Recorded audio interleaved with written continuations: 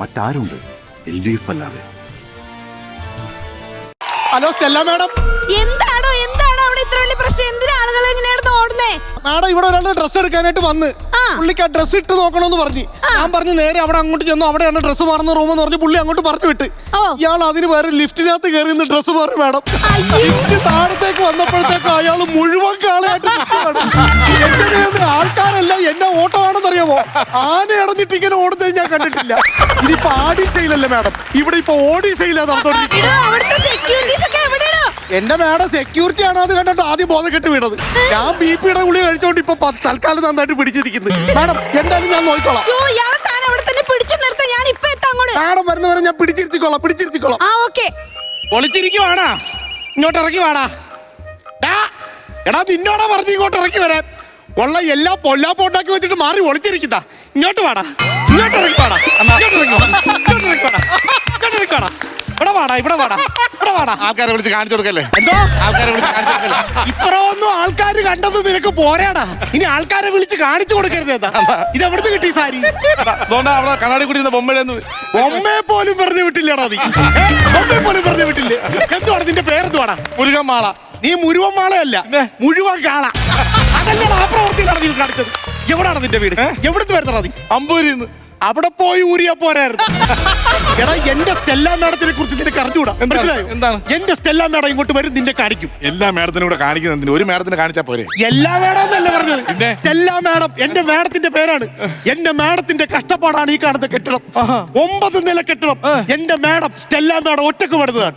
തന്നെ? അങ്ങനെ അവര് മാഡം അല്ല, മക്കാടാണ് അവര്. അടിച്ച് ഞാൻ ചെവുക്കല്ല് പൊളിക്കും. ഞാൻ പറഞ്ഞേക്കാം, ഒരു അബദ്ധം പറ്റിപ്പോയി. എന്തോ അബദ്ധം? ഇതെന്തുവാടോ? ഇതൊന്നും അരയിൽ ചരട് തകിടൊക്കെയാ? അത് പേടിക്കാതിരിക്കാനാണ്. നാട്ടുകാരൻ അല്ല, ഞാൻ നീ പേടിക്കാതിരിക്കുന്നതേ ഉള്ളൂ. എക്സ്ക്യൂസ് മീ, ഒന്ന് വരൂ. ഇവിടെ ഈ സെയിൽസ്മാൻ ഞാനാണ് സാർ. ഒന്ന് നിക്കണേ. എന്തിനാ സാർ ഈ പെണ്ണ് തല്ലിയത്? എന്തിനാ തല്ലിയെന്നോ? എന്റെ കല്യാണം കഴിഞ്ഞ് 3 വർഷമായി. ആ 3 വർഷത്തിന്റെ എന്റെ പെണ്ണുമ്പുള്ള പിണങ്ങിപ്പോയി. എന്നിട്ട് ഇന്ന് പിണക്കം മാറ്റാൻ വേണ്ടി നേരെ ഇവിടെ കടയിലോട്ട് കൊണ്ടുവന്ന് ലിഫ്റ്റ് തുറന്നതും ഒരുത്ത മുഴുവൻ കാളായിട്ട് നിൽക്കുന്ന കണ്ട് എന്റെ പെണ്ണുമ്പുള്ള ഇറങ്ങി ഓടറാ ഓട്ടം. അവളിപ്പോ പറയുന്ന എന്തോന്നറിയാമോ? ഈ പിണക്കം മാറ്റാൻ വേണ്ടി വിളിച്ചോണ്ട് വന്നില്ലേ, ഞാൻ മനഃപൂർവ്വം അവളെ ഇൻസൾട്ട് ചെയ്യാൻ കൊണ്ടുവന്നു പറഞ്ഞിട്ട് അവളിപ്പോ വരണില്ല. ഞാനല്ലത്. ഞാൻ നോക്കട്ടെ, നിന്റെ ഈ കടയുടെ പരസ്യം എന്താടാ? പരസ്യം എന്തുവാ? ഞങ്ങൾ നിങ്ങൾക്കായി ഒരുക്കുന്നു പട്ടിന്റെ വർണ്ണലോകം. ആ വർണ്ണലോകം കാണിച്ച മോനെ ഇങ്ങി വിളിക്ക്. എനിക്ക് അവനെ കാണണം. എന്റെ കിങ്ങിണി പോയി. അയ്യോ, അവൾ എവിടെ പോയോ എന്തോ? ഇവിടെ നിൽപ്പുണ്ട്. എവിടെ ഞാൻ എവിടെയോ നല്ല പരിചയം ഉണ്ടല്ലേ. Metro pillar number 308. അയ്യോ, ഞാനല്ല. അവിടെ മറ്റേ നാരങ്ങ വെള്ളമൊക്കെ പിഴിഞ്ഞു കൊടുക്കുന്ന ആള് അത് ഞാനാണ്. നിനക്ക് പാപം കിട്ട്. എന്റെ പെണ്ണുമ്പളെ കിങ്ങിണി ഇറങ്ങി ഓടിയെന്ന് ഞാൻ പറയാനുള്ള. ഞാൻ ഇവിടെ തമ്മിൽ ഭയങ്കര പ്രശ്നമാണെന്ന് അവളെ കെട്ടി കൊണ്ടുവന്ന സമയത്ത് എന്റെ അമ്മ പറഞ്ഞ കേക്കൂല, എന്റെ അച്ഛൻ പറഞ്ഞ കേക്കൂല. എന്തിന് ഭർത്താവായി ഞാൻ പറഞ്ഞ പോലെ എന്റെ പെണ്ണുമ്പളെ കേക്കൂല. അറിയാമോ? നിനക്ക് കഴിവില്ലാത്തോണ്ടാണ്ടാ.